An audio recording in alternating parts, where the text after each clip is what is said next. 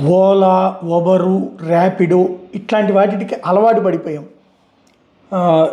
Vehicles ఉన్నటువంటి వాళ్ళు okay, vehicles లేనటువంటి వాళ్ళు ఇదివరకు బస్సులకు ఎక్కేవాళ్ళు, నిదానంగా సిటీ బస్సులు తగ్గిపోయినాయి.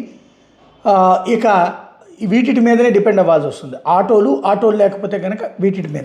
ఈవెన్ ఆటోలు కూడా మనం స్టాండ్ల దగ్గరికి వెళ్తే దొరికే పరిస్థితులు తక్కువ. ఈవెన్ స్టాండ్ తక్కువ, అక్కడక్కడ ఉండే, ఇదివరకు ఎక్కువగా ఉండేది, ఇప్పుడు తక్కువ అయిపోయింది. దాంట్లో కారణం కమ్యూనిస్టులు దాన్ని టేకప్ చేయడం, వాళ్ళు కొంత ఇబ్బంది పెట్టినటువంటి పరిస్థితుల్లో ప్రజలు విసిగిపోయి ఇప్పుడు కంప్లీట్గా వీటికి అలవాటు పడిపోయారు. ఆన్లైన్లో బుక్ చేసేస్తే వచ్చేస్తుంది అన్నటువంటి.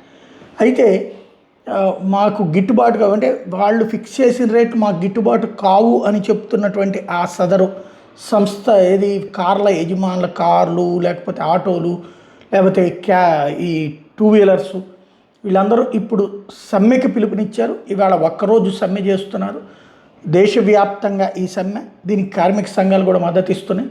ఏంటంటే రేట్లు పెంచాలి అన్నటువంటి పేరుతో ఆందోళన చేస్తున్నారు.